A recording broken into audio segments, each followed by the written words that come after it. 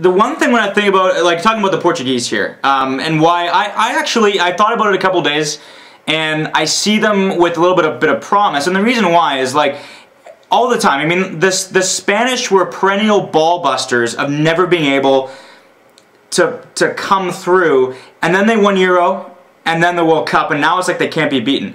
Italy, they had the miss in '94 against Brazil, and then they won the World Cup in '06, and then they kind of crashed and burned. France, the same thing, right? They won the World Cup in '98, they won the 2000 Euros, and then they burned out, losing to Senegal, and then in the next Euros. Every team, it seems, it breaks through its bandages or its barriers, and that's why this tournament is so great. 16 teams, someone's got to erase their history. There's always a reset, and that's one thing that just fascinates me here. But and what's great about the Euros is that there's going to be some really good teams going home early, and like you said, it's such a short tournament that, like, look at Greece in 2004. Yeah. You knock out a couple 1-0s. Next thing you know, you're in the final, right? Yeah. Well, and Portugal is treating themselves there. They get through winning that group, and then they got to face Greece in the final, who were from that group, right? It's just, Yeah.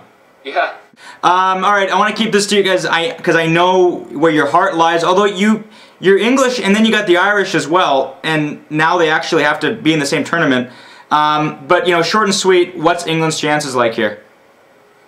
A lot of people are writing off England's chances because they just lost Gareth Barry and Frank Lampard, and also Gary Cahill to injury.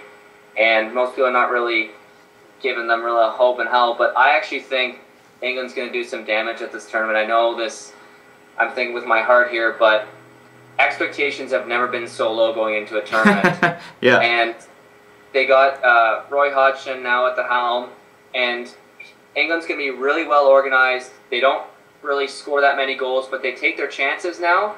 So they had 2 really good warm-up games against Norway and Belgium, where they won 1-0. So that's good confidence for them, and hopefully Steven Gerrard will be playing in his favorite position of attacking midfield as opposed to playing out on the left when he normally does, because there was a big issue with playing with Frank Lampard.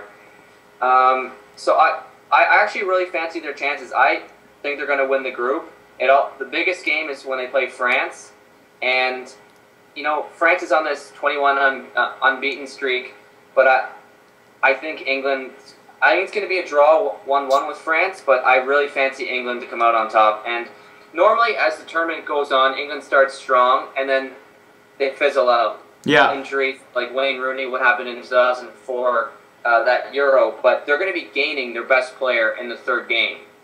So that's definitely going to give them some confidence, and I think they're going to be okay. I really do. Well, and if they can survive okay for the first 2, and then Rooney comes back, right? It's kind of like a launching pad for them. So, for sure. And, like, England's had a bad history with Sweden. They hadn't, until friendly earlier this year, they hadn't beaten them since, I think, 1968. So I have that game as a draw too, but I think England's going to beat Ukraine. I think that's the key game for them. Just the key of the Euros is not to lose your first game. So if England gets a result against France, get a result against Sweden, I think they have a good chance to put a couple past Ukraine.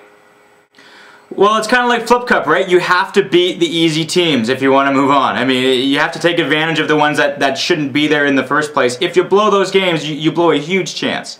Chances too. Like England beat Spain earlier this year. Most people don't know that. 1-0. Spain had so much possession, but it's all about taking your chances when you get them.